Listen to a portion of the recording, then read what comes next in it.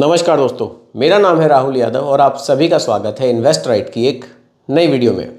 Invest right, जहां आप सीखते हैं अपने पैसे को सही से निवेश करना, वो भी बिल्कुल आसान भाषा में।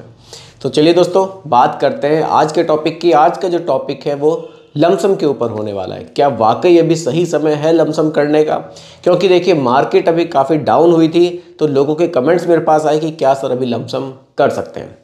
देखिए दोस्तों, अगर हम एसआईपी के थ्रू म्यूचुअल फंड में निवेश करते हैं, हम लोग हर महीने वहाँ पैसा हर महीने इन्वेस्ट करते हैं, तो वहाँ मार्केट कंडीशन बहुत ज़्यादा डिपेंड नहीं करती है। लेकिन अगर हम लमसम के थ्रू निवेश कर रहे हैं, क्योंकि हम एक साथ एक ही डेट में एक बड़ा अमाउंट इन्वेस्ट करते हैं, तो वाकई अगर मार्केट डाउन है तो हमें फ्यूचर में ज़्यादा बेनिफिट देखने को मिल सकते हैं।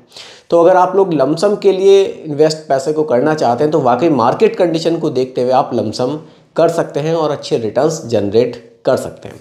अब लमसम के लिए कौन से म्यूचुअल फंड्स आपके लिए बेहतर हो सकते हैं, इस टॉपिक पर हम आज की वीडियो में डिस्कस करेंगे।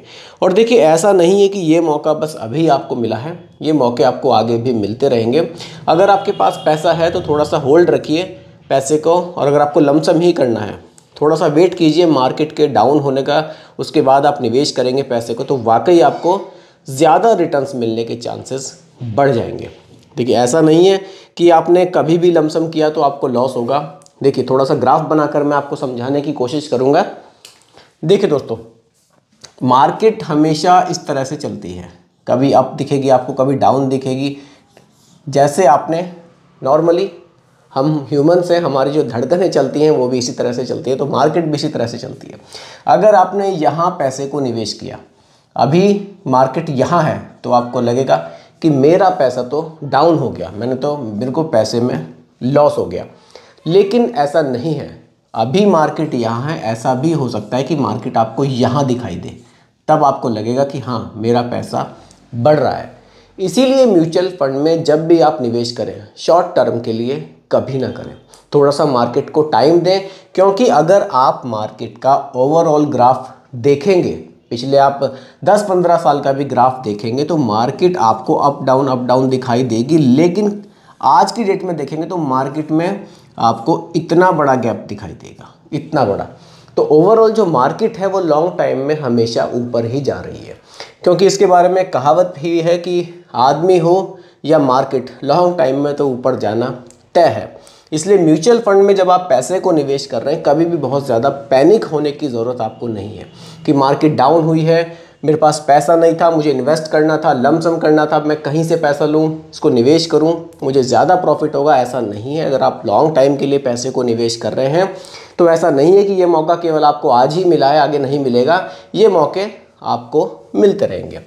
बस थोड़ी सी आपको नॉलेज होनी चाहिए, थोड़े से फंड्स के बारे में आपको बेसिक जानकारी ज़रूर होनी चाहिए कि आप जिन फंड्स में पैसे को निवेश कर रहे हैं, उनकी एक बेसिक नॉलेज अगर आपको होगी तो वाकई आप मार्केट से अच्छा पैसा बना सकते हैं।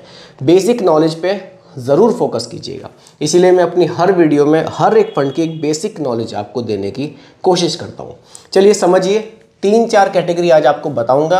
आप अपने जो आपके रिस्क टॉलरेंस है उसके हिसाब से निवेश करके आप अच्छे रिटर्न्स बना सकते हैं। क्योंकि देखिए, हर एक कैटेगरी हर एक के लिए बढ़िया कभी नहीं हो सकती। देखिए, टॉपिक मैं यहाँ लिख देता हूँ। हमारा जो आज का टॉपिक है वो लमसम इन्वेस्टमेंट है। लमसम, क्योंकि देखिए, ये तो आपको नॉर्मली वीडियोस में देखने को मिल जाएगा। अगर आप आज की डेट में यूट्यूब पे म्यूचुअल फंड को सर्च करेंगे तो आपको बहुत सारी वीडियोस देखने को मिलेगी कि लमसम निवेश कर दीजिए, लमसम निवेश कर दीजिए, बहुत अच्छा मौका है। मौका है, मार्केट अभी डाउन है, लेकिन ऐसा भी नहीं है कि ये मौका आगे नहीं मिलेगा। मौके मार्केट में आपको हमेशा मिलते रहेंगे।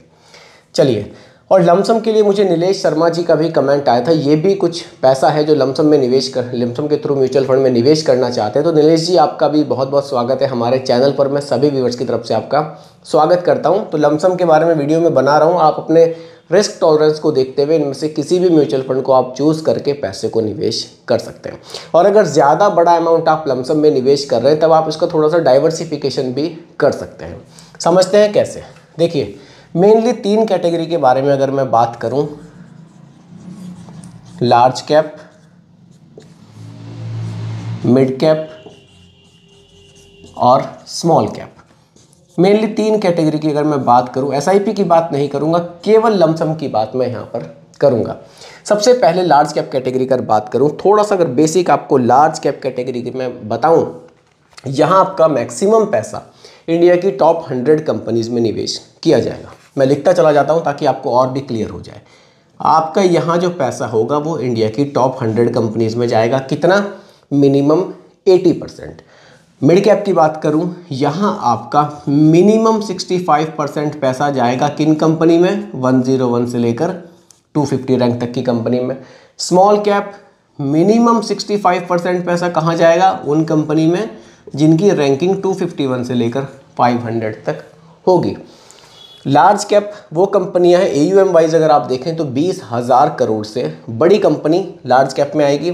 मिड कैप में 5,000 करोड़ से बड़ी और 20,000 करोड़ से छोटी कंपनी आएगी। और स्मॉल कैप में 5,000 करोड़ से छोटे साइज़ की जो कंपनी होगी वो स्मॉल कैप में आती है। ये एक बेसिक नॉलेज है जो हमें ज़रूर होनी चाहिए। हम आज इन्वेस्ट कर रहे हैं, कल इन्वेस्ट करेंगे, SIP में करेंगे, लमसम में करेंगे, लेकिन बेसिक नॉलेज आप लोग ज़रूर रखिए। चलिए अब बात करते हैं लार्ज कैप की। और लार्ज कैप कैटेगरी की मैं बात करूं कैसे इसकी परफॉर्मेंस रही है, देखिए ICICI prudential blue chip fund, ये एक लार्ज कैप कैटेगरी का फंड है। मैं यहाँ नाम भी लिख देता हूँ, ICICI prudential blue chip,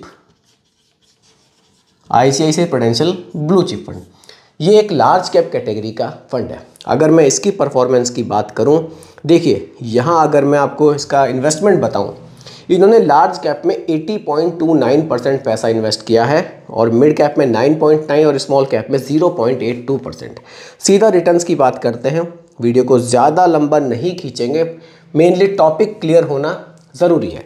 last के 10 ईयर्स के रिटर्न्स की बात करूं, 17.10% के रिटर्न्स इस फंड ने जनरेट किए हैं लास्ट के 10 ईयर्स में। अब आ जाते हैं दोस्तों मिड कैप कैटेगरी में। एक फंड हम मिड कैप कैटेगरी का ले लेते हैं और फंड में मिड कैप कैटेगरी से ले लेता हूं SBI magnum mid cap fund. नाम मैं यहाँ लिख देता हूं, SBI magnum, SBI magnum mid cap fund. ये एक मिड कैप कैटेगरी का फंड है। अगर इसके बारे में थोड़ी सी मैं बात करूं, देखिए दोस्तों इसका जो इन्वेस्टमेंट है SBI मैग्नम का, जैसा कि मैंने आपको बताया मिनिमम 65 तो जाना ही है मिड कैप स्टॉक्स में, तो यहाँ इन्होंने रखा है 68.36%। स्मॉल कैप में लोकेशन थोड़ा सा बढ़ाया है ताकि रिटर्न्स थोड़े से बूस्ट हो सके। लगभग 18% की जो होल्डिंग्स है वो स्मॉल कैप में है और 7.83% की होल्डिंग्स हमारी लार्ज कैप में, यानी कि इंडिया की टॉप 100 कंपनीज़ में। अगर मैं यहाँ रिटर्न्स की बात करूँ, देखिए लास्ट के 10 ईयर्स के रिटर्न्स की अगर मैं बात करूँ, वो हमें दोस्तों देखने को मिल जाते हैं कितने? 19.40%। 19.40%। अभी देखिए यहाँ रिटर्न्स में भी फ़र्क आता चला जाएगा। ये फ़र्क क्यों आया इसके बारे में भी मैं आपको आगे बताऊंगा। अब आ जाते हैं दोस्तों स्मॉल कैप फंड की तरफ। स्मॉल कैप कैटेगरी में आ जाते हैं और एक फंड यहाँ स्मॉल कैप कैटेगरी का ले लेते हैं हम लोग, जस्ट एग्जाम्पल के लिए, ताकि टॉपिक आपको पूरी तरह से क्लियर हो। स्मॉल कैप कैटेगरी में दोस्तों जो फंड मैं रख रहा हूँ वो रख रहा हूँ Nippon India small cap fund, Nippon India small cap. ये जस्ट एग्जाम्पल के लिए फंड दोस्तों मैं यहाँ रख रहा हूँ, निपॉन इंडिया। चलिए इसके बारे में थोड़ा डिटेल में बात कर लेते हैं Nippon India small cap fund के बारे में। देखिए holdings minimum 65% small cap stocks में रखना ही है, तो यहाँ जो इन्होंने रखा है स्मॉल कैप स्टॉक्स में वो रखा है 70%।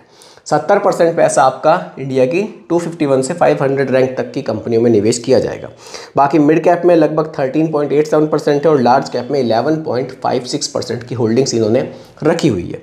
डायरेक्टली रिटर्न्स की बात करते हैं लास्ट के 10 ईयर्स की, तो रिटर्न्स लास्ट के 10 ईयर्स में 26.21% के इस फंड ने जनरेट किए हैं। अब देखिए लास्ट के 10 ईयर्स की परफॉर्मेंस है तीनों फंड्स की। अगर आपने आज से 10 साल पहले 1 लाख रुपए इन फंड्स में निवेश किए होते तो आज वैल्यू क्या होती, उस पर बात करते हैं। उसके लिए लमसम कैलकुलेटर का यहाँ यूज़ करेंगे और देखेंगे कि इनमें से तीनों कैटेगरीज में अगर हम पैसा निवेश करते तो कितना प्रॉफिट हम यहाँ से बना सकते थे। चलिए आ जाते हैं सीधा लमसम कैलकुलेटर पर। 1 लाख का निवेश, रिटर्न्स 17% के मिले हैं लार्ज कैप कैटेगरी में और 10 साल के लिए निवेश हमने किया था आज से 10 साल पहले। तो जो 1 लाख रुपए की वैल्यू है वो 4,80,000 रुपये बन जाती। 1 लाख रुपए की वैल्यू। अगर वहीं हमने ये पैसा SBI मैग्नम मिड कैप में निवेश किया होता, जहां हमें रिटर्न्स मिले हैं 19% के, कैलकुलेट करते हैं तो ये वैल्यू 5.69 लाख हमें देखने को मिलती। वहीं अगर हमने ये पैसा स्मॉल कैप कैटेगरी में निवेश किया होता, जहां हमें रिटर्न्स 26% के देखने को मिले हैं, तो ये वैल्यू बन जाती 10 लाख रुपए। 1 लाख रुपए की वैल्यू बन जाती 10 लाख रुपए। अब देखिए, अब आप लोग सोच रहे होंगे तो क्यों ना हम अपना पूरा पैसा स्मॉल कैप कैटेगरी में ही निवेश कर दें। लेकिन नहीं दोस्तों, स्मॉल कैप कैटेगरी में आप निवेश कर सकते हैं, लेकिन पूरा पैसा आप कभी भी निवेश मत कीजिएगा, क्योंकि स्मॉल कैप कैटेगरी सबसे ज़्यादा वोलेटाइल होती है। हाँ, आप इसको लॉन्ग टाइम के लिए अपने पोर्टफोलियो में ज़रूर रखें, लेकिन पूरा पैसा तो कभी निवेश ना करें, क्योंकि जब मार्केट गिरता है तो सबसे ज़्यादा स्मॉल कैप ही गिरता है। और मार्केट गिरने पर भी जो आपके रिटर्न्स को बचा कर रखता है वो कैटेगरी आ जाती है लार्ज कैप कैटेगरी, क्योंकि यहाँ निवेश इंडिया की टॉप मोस्ट कंपनियों में किया जा रहा है और यहाँ ज़्यादा निवेश इंडिया की बहुत छोटी कंपनियों में किया जा रहा है। ये एक मेजर डिफरेंस दोनों में देखने को मिलता है। अब डिपेंड करता है कि आपकी रिस्क टॉलरेंस कैसी है। अगर आप बहुत ज़्यादा रिस्क लेना चाहते हैं तो स्मॉल कैप में एलोकेशन आप ज़्यादा रख सकते हैं, यानी कि आपको मान लीजिए 5 लाख रुपए का आपको लमसम करना है, तो उसमें से आप 3 लाख रुपए स्मॉल कैप रख सकते हैं। लेकिन अगर आपको रिस्क कम लेना है, भले ही आपको रिटर्न्स, जैसे कि यहाँ रिटर्न्स कम है लेकिन ये फंड इन दोनों फंड्स के मुकाबले ज़्यादा सेफ है, तब आप ज़्यादा पैसा लार्ज कैप में रख सकते हैं। तो दोस्तों, यही मैं समझाने का मेरा मकसद था कि अगर आपको लमसम निवेश करना है तो ये कैटेगरीज आपके सामने है, आप इन कैटेगरीज में अपने रिस्क टॉलरेंस के हिसाब से लमसम कर सकते हैं। और इस चीज़ को लेकर बिल्कुल पैनिक होने की ज़रूरत नहीं है कि लमसम का मौका था, मेरा मौका निकल गया। मौके आपको आगे भी मिलेंगे। मार्केट हमेशा ऐसे ही चलती है, मार्केट का ग्राफ हमेशा ही अप डाउन चलता रहता है। बस आप थोड़ा सा बेसिक नॉलेज ज़रूर रखिए फंड्स के बारे में, और जब भी मौका आपको मिले आप उसमें इन्वेस्ट कीजिए। और अगर आप लमसम इन्वेस्ट नहीं करना चाहते, आप इस तरह से इकट्ठा पैसा नहीं है, तो आप बिल्कुल कभी भी आप स्टार्ट कीजिए, SIP स्टार्ट कीजिए। SIP में क्या होगा, मंथली आप म्यूचुअल फंड में पैसे को निवेश करेंगे तो आपकी जो मार्केट का उतार चढ़ाव है उससे आपको बहुत ज़्यादा फर्क नहीं पड़ेगा। आपको उसमें बहुत ज़्यादा कोई खोजबीन करने की ज़रूरत नहीं है। आप सिंपली एक SIP स्टार्ट कर दीजिए, उसको छोड़ दीजिए लॉन्ग टाइम के लिए, वो आपको बेहतर रिटर्न्स बनाकर दे सकती है। तो दोस्तों, यही आज की वीडियो का टॉपिक था कि अगर आपको लमसम निवेश करना है तो कौन सी कैटेगरी में आप कर सकते हैं। और उम्मीद करता हूं कि टॉपिक आपको पूरी तरह से क्लियर हुआ होगा। फिर भी कोई कन्फ्यूज़न हो मुझे दोबारा कमेंट कीजिएगा, रिप्लाई मैं आपको ज़रूर करूंगा। बाकी दोस्तों, रिकमेंडेशन नहीं है, केवल एजुकेशनल पर्पस वीडियो आप लोगों के लिए बनाया गया है, क्योंकि म्यूचुअल फंड का जो भी निवेश है वो बाजार जोखिमों के अधीन होता है। इसलिए निवेश करने से पहले अपने रिस्क टॉलरेंस को आप ज़रूर देखें। बाकी दोस्तों, वीडियो पसंद आई हो तो लाइक शेयर ज़रूर कीजिएगा, और मेरे चैनल पर अगर आप नए हैं इसको भी सब्सक्राइब आप ज़रूर कीजिएगा। नमस्कार।